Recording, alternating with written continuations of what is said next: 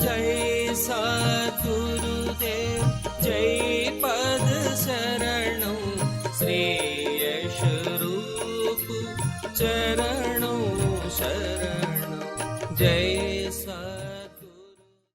Information है कि स्वामी जी आए, सफेद वस्त्र धारण है, लंबे केश हैं, लंबी दाढ़ी है, आपसे मिलना चाहते हैं, आके मिले।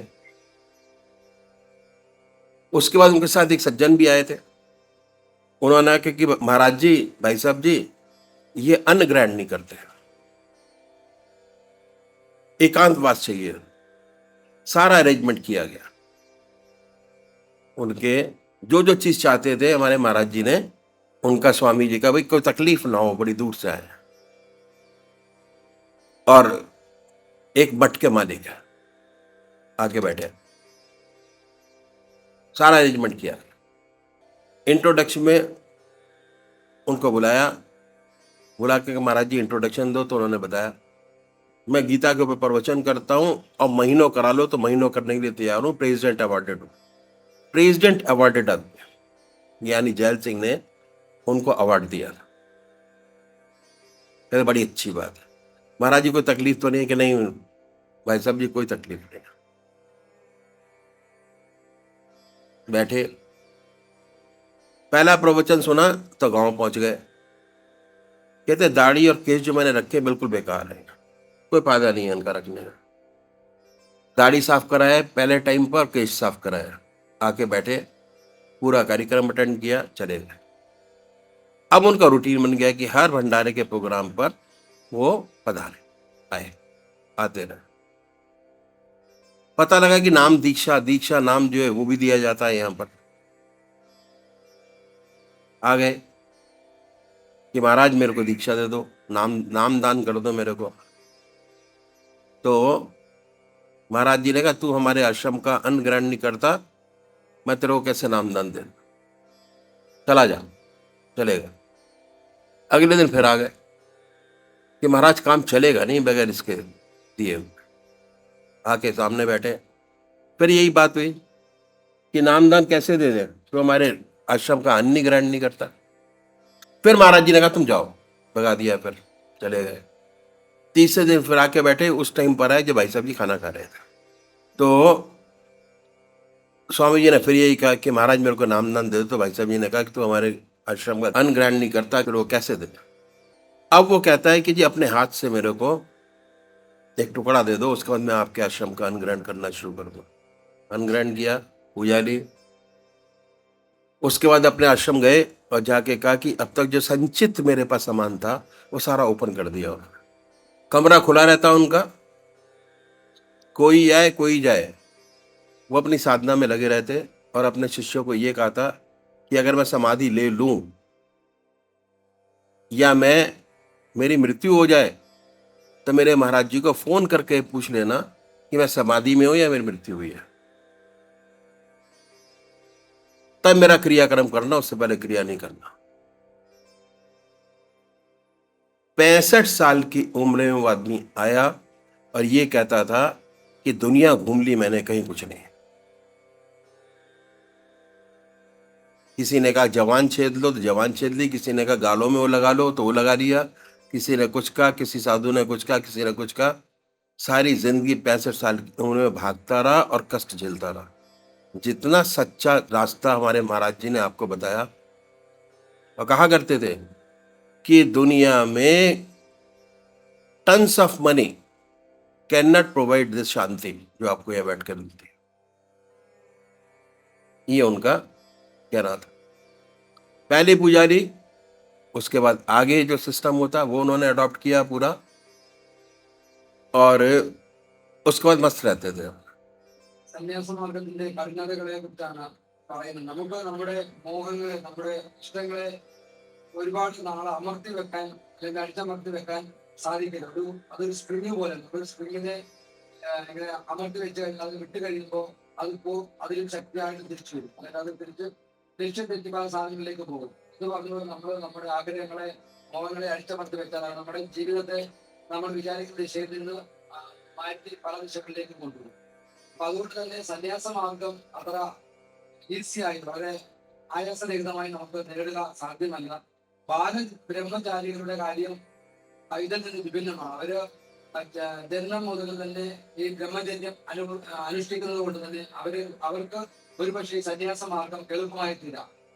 ഇപ്പൊ സന്യാസ മാർഗം സ്വീകരിക്കുന്ന കോടിക്കണക്കിന് ആളുകളിൽ 1-2 ആളുകൾ മാത്രമേ ആ സന്യാസ മാർഗത്തിന്റെ പരിപൂർണതയിൽ എത്തിച്ചേരുന്നു. അതുകൊണ്ട് തന്നെ സന്യാസ മാർഗം സ്വീകരിക്കുന്ന ഏതൊരു വ്യക്തിയും അതിലേക്ക് ഇറങ്ങിത്തിരിക്കുന്നതിന് മുമ്പ് അതേക്കുറിച്ച് 100 വട്ടം ചിന്തിക്കണം. ഗൃഹസ്ഥികളായ ഒരാൾക്ക് ഒരിക്കലും ഉപദേശിക്കാവുന്ന ഒന്നല്ല സന്യാസമാണ്. നമ്മൾ ഇതുവരെ അനുഭവിച്ചുകൊണ്ട് വന്ന എല്ലാം ത്യജിച്ചിട്ട് സന്യാസ മാർഗത്തിലേക്ക് പോവുക എന്ന് പറയുന്നത് വളരെ തീരെ എളുപ്പമുള്ള ഒരു കാര്യമല്ല. ശ്രീബുദ്ധനെ പോലെ കോടിക്കണക്കിന് ഇതുപോലെ ഉള്ള ആളുകളിൽ നിന്ന് 1-2 പേരെ മാത്രമേ നമുക്ക് ഇങ്ങനെ ആ മാർഗത്തിലൂടെ ഗൃഹസ്ഥ ജീവിതത്തിൽ നിന്ന് വന്ന സന്യാസ മാർഗത്തില് സക്സസ്ഫുൾ ആയിട്ടുള്ള വിജയം കൈവച്ച ആൾക്ക് നമുക്ക് കാണാൻ സാധിക്കുകയുള്ളൂ. അപ്പൊ ഇതിനുദാഹരണമായിട്ട് വായിസാബ്ജി ഒരു മഹർഷിവര്യന്റെ കാര്യം പറയും. അദ്ദേഹം ഗീതാ പ്രഭാഷണത്തില് പ്രസിഡന്റ് അവാർഡൊക്കെ നേടിയ ഒരു വ്യക്തിയാണ്. യുണൈറ്റഡ് സ്റ്റേറ്റ്സിന്റെ പ്രസിഡൻഷ്യൽ അവാർഡ് മേടിച്ച ഗീതാ പ്രഭാഷണത്തിൽ അദ്ദേഹം ഒരു പ്രാവശ്യം നമ്മുടെ സത്യത്തിൽ ട്രെയിനിൽ യാത്ര ചെയ്യുന്ന സമയത്ത് വൈസാബ്ജിയോടൊപ്പം ട്രെയിനിൽ യാത്ര ചെയ്യാൻ ഇടയായി. ആ സമയത്ത് അദ്ദേഹം മുകളിലത്തെ ബർത്തിൽ താഴേക്ക് നോക്കുമ്പോൾ വൈസാബ്ജി ഇടയ്ക്കിടയ്ക്ക് ഇങ്ങനെ ധ്യാനത്തിലേക്ക് പോകുന്നു. അപ്പം അദ്ദേഹത്തിന് മനസ്സിലായിരുന്നാണ് സംഭവിക്കുന്നത്. ഇങ്ങനെ വർത്തനൊക്കെ പറഞ്ഞുകൊണ്ടിരിക്കുന്നതിനിടയിൽ ഉറങ്ങി പോകുന്നവരുന്നു. അപ്പൊ അദ്ദേഹം താഴത്തെ ബർത്തിൽ വന്നിട്ട് ചോദിച്ചു, എന്താണ് ചെയ്യുന്നത്, എന്താണ് സംഭവിക്കുന്നത്? അതുപോലെ ഒന്നുമില്ല, അങ്ങനെയൊന്നുമില്ല, വെറുതെ കുറെ പ്രാവശ്യം ആയി കഴിഞ്ഞപ്പോ പറഞ്ഞു, നിങ്ങൾ കള്ളം പറയുന്നത്, നിങ്ങൾ എന്താണ് നിങ്ങൾക്ക് സംഭവിക്കുന്നത്, എന്താണ് നിങ്ങൾ ചെയ്യുന്നത്? അങ്ങനെ ഇരുന്നപ്പോ വൈസാബ്ജി പറഞ്ഞു, ഞങ്ങൾ ഇങ്ങനെ ഒരു പ്രോഗ്രാമാണ്, പ്രോഗ്രാമിന്റെ നോട്ട്സ് അദ്ദേഹത്തിന് കൊടുത്തു. പവായിൽ നടക്കുന്ന പ്രോഗ്രാമിന്. അപ്പൊ അദ്ദേഹം ആ പ്രോഗ്രാം അറ്റൻഡ് ചെയ്യാൻ വേണ്ടി പോയി. അന്ന് അത് ഓഡിയോ പ്രഭാഷണം മാത്രമേ ഉണ്ടായിരുന്നു. അദ്ദേഹം സ്റ്റേജില് സന്നിഹിതനായില്ല, എവിടെയോ മാറിയിരുന്ന് പ്രഭാഷണം മാത്രം കേട്ടു. ആ പ്രഭാഷണം കേട്ടപ്പോൾ തന്നെ അദ്ദേഹത്തെ കുറിച്ച് എന്തോ ഒരു കൂടുതൽ ഇൻട്രസ്റ്റ് തോന്നി. അപ്പൊ അദ്ദേഹം പറഞ്ഞു, ഈ പ്രഭാഷണത്തിലൂടെ മാത്രം എനിക്ക് ഇത്രയും ഇതിനെക്കുറിച്ചൊരു ഉത്സാഹം തോന്നുകയാണെങ്കിൽ, എനിക്ക് മനസ്സിലെന്തോ ഒരു ഇഷ്ടം തോന്നുകയാണെങ്കിൽ ഞാനത് അറ്റൻഡ് ചെയ്ത് ഇദ്ദേഹത്തിന്റെ സാന്നിധ്യത്തില് ഈ സത്സംഗം അറ്റൻഡ് ചെയ്താൽ എന്ന് മാത്രം ലാഭം ഉണ്ടാകും. അത് പറഞ്ഞ് അദ്ദേഹം അടുത്ത പ്രോഗ്രാമിന് ഫുള്ളായിട്ട് അത് അറ്റൻഡ് ചെയ്തു. അതിനുശേഷം വീണ്ടും സബ്ജയെ കണ്ടപ്പോൾ പറഞ്ഞു, ഇവിടെ നിങ്ങൾ ദീക്ഷ കൊടുക്കുന്നുണ്ട്, പൂജ കൊടുക്കുന്നുണ്ട്, എന്താണ് സംഭവം, എനിക്കൊരു പൂജ വേണം. അപ്പൊ ഐസാബ്ജി പറഞ്ഞു, നിങ്ങൾ വേറൊരു സന്യാസമാർഗം വേറെ ജീവിതമായിട്ട് പോകുന്നു, ഈ ആശ്രമത്തിലെ രീതികളുമായിട്ട് പൊരുത്തപ്പെടാതെ നിങ്ങൾക്ക് പൂജ തരുന്നത് സാധ്യമല്ല. അങ്ങനെ ആദ്യ പ്രാവശ്യം അതിന്റെ പറഞ്ഞു കിട്ടും. വീണ്ടും വന്നപ്പോഴും അതായത് ഇത് തന്നെ പറഞ്ഞു, ഇങ്ങനെ നമ്മുടെ മാർഗവുമായിട്ട് പൊരുത്തപ്പെടാതെ ഞങ്ങൾക്ക് പൂജ തരാൻ പറ്റത്തില്ല. അങ്ങനെ പല പ്രാവശ്യം വന്നപ്പോൾ അവസാനം വയസ്സാക്കി അദ്ദേഹത്തിന് പൂജ കൊടുത്തു. അതിനുശേഷം പൂജ കൊടുത്തതിന് ശേഷം കുറെ നാളുകൾ ആ സാധന രീതികളുമായിട്ട് മുഴുകി വീണ്ടും രണ്ടാമത് പൂജ സ്വീകരിക്കുന്നതായി വൈസാബിന്റെ അടുത്ത് വന്നു. അതിനുശേഷം ആദ്യം വൈസാബിന്റെ അടുത്ത് വന്ന അനുഭവം ഉണ്ടായതിനു ശേഷം തന്നെ അദ്ദേഹത്തിന്റെ താടിയും മീശയൊക്കെ വടിച്ചു കളഞ്ഞ് സാധാരണ ജീവിതത്തിലേക്ക് വന്നു. അതിനുശേഷം പൂജയൊക്കെ എടുത്തതിന് ശേഷം അദ്ദേഹത്തിന്റെ ശിഷ്യന്മാരോട് പറഞ്ഞു, അദ്ദേഹം അതിനുശേഷം മുമ്പ് അദ്ദേഹം അടച്ചിട്ട മുറിയിൽ ആർക്കും അദ്ദേഹത്തെ സന്ദർശിക്കാൻ സാധിക്കാത്ത രീതിയിൽ ഒരു വേറിട്ട രീതിയിലായിരുന്നു കഴിഞ്ഞുകൊണ്ടിരുന്നത്. അതിനുശേഷം അദ്ദേഹം പറഞ്ഞു, അദ്ദേഹത്തിന്റെ മുറിയൊക്കെ തുറന്നിട്ടു, ആർക്കും വേണമെങ്കിലും എപ്പോഴും അദ്ദേഹത്തിനടുത്ത് വരാൻ പോകാം, മുഴുവൻ സമയവും ഇങ്ങനെ ധ്യാനം നിരതനായി കഴിഞ്ഞു. അപ്പൊ അതിനിടയ്ക്ക് അദ്ദേഹം കൂട്ടത്തിൽ അദ്ദേഹത്തിന്റെ ശിഷ്യന്മാരോട് പറഞ്ഞു, ഞാൻ ധ്യാനത്തിന് ഇരിക്കുന്ന സമയത്ത് ഞാൻ സമാധി ആവുകയാണെങ്കിൽ എന്റെ ഗുരുവിനെ വിളിച്ച് ചോദിക്കണം, ഞാൻ സമാധിയിലാണോ അതോ ഞാൻ മരിച്ചു പോയോ എന്ന്. അപ്പോ അത് കൺഫേം ചെയ്തതിനു ശേഷമേ എന്റെ മറ്റു കർമ്മങ്ങൾ ചെയ്യാവൂ എന്ന്. അപ്പൊ ഇത് സന്യാസമാർഗം സ്വീകരിച്ച ഒരു വ്യക്തിക്ക് പോലും ഈ സത്സംഗിന്റെ ഈ മാർഗത്തിലേക്ക് വരുമ്പോൾ അതിലുണ്ടായ വ്യത്യസ്തമായ അനുഭവം വിവരിച്ച് കാണിക്കാൻ വയസ്സാണ്. ऐसी हमारी धारणा होगी कि हमारे पास कोई रास्ता नहीं है। बहुतों की ये धारणा है कि 55 से 58 साल तक तो अपना काम करें, जब रिटायर हो जाएंगे तो भगवान का नाम लेंगे। इससे पहले भगवान का नाम लेकर क्या करना, ये बहुत बड़ी भूल है। 58 साल पर रिटायर हो जाने के बाद कुछ नहीं होता, भगवान का नाम नहीं लिया जा सकता। समय बीत रहा है, अगले पल का पता नहीं, क्योंकि आदतें इतनी मजबूत हो जाती हैं कि उन्हें बदल नहीं सकते। शरीर भी जवाब देने लग जाता है, आप बैठ नहीं सकेंगे, ध्यान करने की बात तो लग रही। 58 साल के पूजा पाठ करना, परमात्मा का नाम लेना, बहुत कठिन है, बहुत गलत है, फिर नहीं होगा। जो कुछ बनेगा आज बनेगा। तो गृहस्थिया का रास्ता भी हमने भुला दिया। बहुत ऊंचा रास्ता, आपने राजा जनक का नाम सुना होगा। राजा जनक को विदय कहते थे। बड़ा ऊंचा रास्ता। कितना बड़ा महात्मा, कितना बड़ा ब्रह्मज्ञानी हुआ, उस जमाने के महर्षि अपने शिष्यों को भेजते थे उनके पास, राजा जनक के, कि अगर राजा जनक कह दे कि ब्रह्मज्ञानी है तो है, नहीं तो नहीं। वह राजा था। राज का कितना कारभार उनके ऊपर था, कितनी जिम्मेदारियां थी, उन सब जिम्मेदारियों को निभाते हुए इतना ऊंचा ब्रह्मज्ञानी। और हमारे आपके पास तो जिम्मेदारियां बहुत कम है। जब एक राजा ब्रह्मज्ञानी हो सकता है तो हम आप क्यों नहीं हो सकते? जरूर हो सकते। ये रास्ता ही बहुत पुराना है जो मैं आपके सामने रखूंगा। इसे कहते हैं इति मार्ग। इस रास्ते में अपने जीवन में हम एक चीज जोड़ते हैं, ऐड करते हैं, घटाते नहीं। और जोड़ते क्या है? वह भगवान का नाम, परमात्मा का नाम। और परमात्मा का नाम एक ऐसी बड़ी ज्योति है, अगर सच्चे तरीके से मन में जागृत हो जाए तो अंधेरे को अपने आप दूर करती चली जाती है। जहां प्रकाश है वो अंधेरा नहीं। लाइट आई कि अंधेरा गया। वाल्मीकि महर्षि उल्टा नाम जपते जपते इतने बड़े महर्षि हो गए कि उन्होंने रामायण पहले लिख दी, घटना बाद में घटी। अगर उनका जीवन चरित्र पर आप प्रकाश डालने की कोशिश करें तो कैसा उनका जीवन था आप सब लोग जानते होंगे। नहीं जानते होंगे तो आप स्टडी करके पढ़ सकते हैं कैसा जीवन था।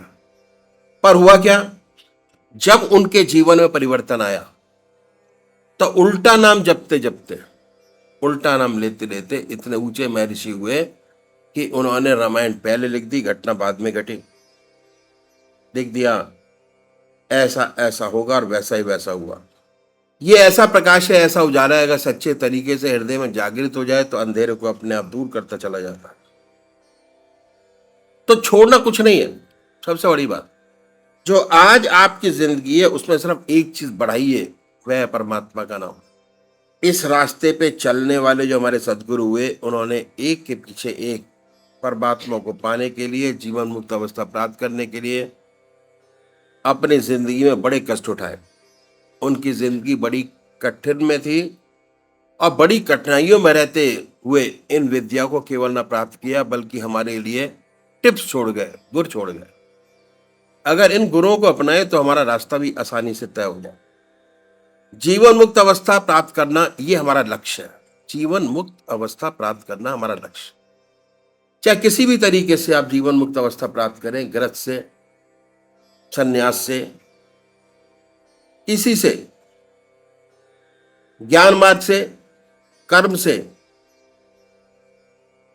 ध्यान से, संन्यास से, गृहस्थ से, जीवन मुक्त अवस्था प्राप्त किए प्राणी में दो बात विशेष पैदा हो जाती है। पहला, निरंतर 24 घंटे परमात्मा की याद, चलते फिरते, खाते पीते, सोते जागते, संसार का हर व्यवहार करते परमात्मा की याद बनी रहती है। छत्र छाया में उनके छतरी के नीचे आ जाते हैं। दूसरी बात क्या है, जो हमारे कर्म है वो निष्काम कर्म हो जाते हैं। किया, किसी के लिए गड्ढे में डाल दिया, छोड़ दिया उसको। फिर किसी का भला किया, छोड़ दिया। जो सक्षम है किया, छोड़ दिया। निष्काम, कोई कामना नहीं दूसरे से। अहम निकल जाता है।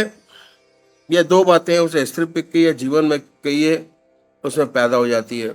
अब देखना ये कि इसी दुनिया में रहते हुए, इसी संसार के सब काम करते हुए, क्योंकि संसार में, ग्रस्त में है, माया में है, 24 घंटे का ध्यान कैसे बने, कैसे उस परमात्मा का ध्यान बने, कैसे हमें निष्काम कर्म करने की आदत बन जाए। इन संतों ने, इन सदगुरुओं ने, जिन्होंने अपने जीवन काल में जीवन मुक्त अवस्था प्राप्त की, हमारे लिए एक रास्ता छोड़ गए। अगर इन गुरुओं को अपनाए तो हमारा रास्ता भी आसानी से तय हो जाए।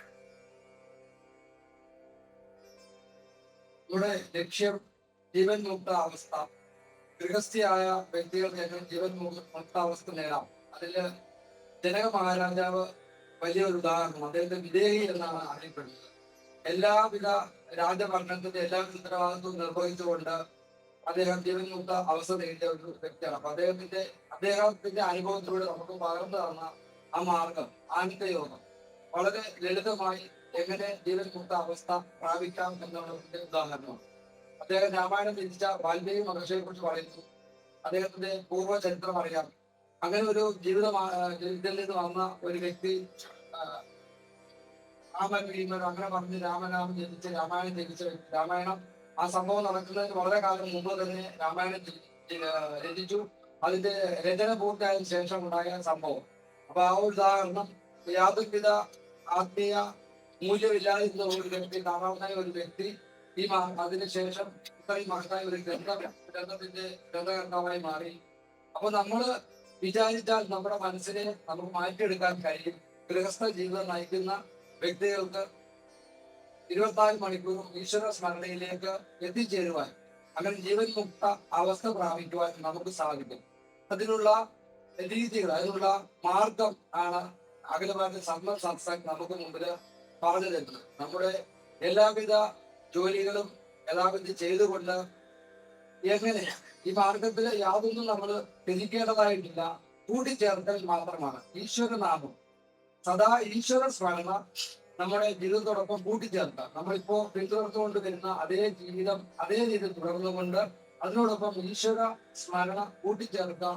Addition of remembrance of God, അങ്ങനെ ദൈവിക സ്മരണ നമ്മൾ ജീവിതത്തോടൊപ്പം കൂട്ടിച്ചേർത്തുകൊണ്ട് 24 മണിക്കൂറും ഈശ്വര സ്മരണയിൽ മുന്നിൽ ജീവൻ മുക്ത അവസ്ഥയിലേക്ക് എങ്ങനെ എത്തിച്ചേരാം എന്നുള്ളത് ഗൃഹസ്ഥികളായ നമ്മൾക്ക് വളരെ ഈസിയായി, വളരെ അധ്വാനം കൂടാതെ നമുക്ക് എങ്ങനെ എത്തിച്ചേരാം എന്നുള്ളത് വിധിമാർഗങ്ങളുടെ സാധനാ രീതിയിലൂടെ അഖിലഭാരത സത്സംഗ് നമുക്ക് പറഞ്ഞു.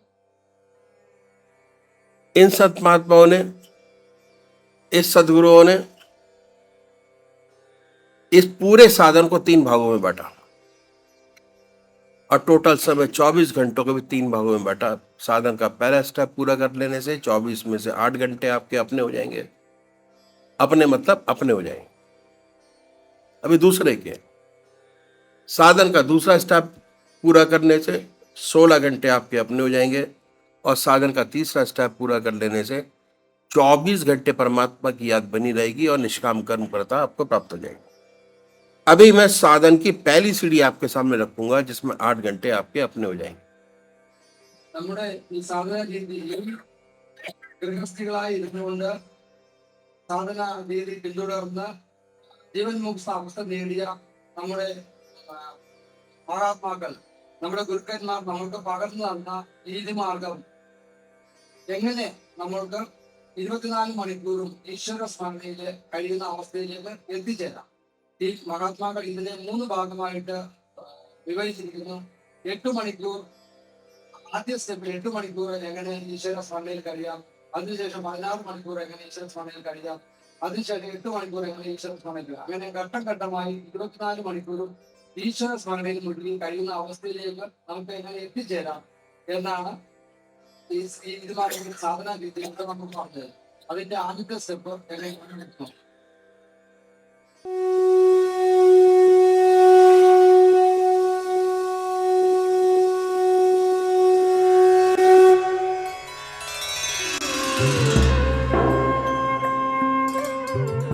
ध्यान योग के कार्यक्रम आनंद योग से निशुल्क जुड़ने के लिए संपर्क करें 9810239677.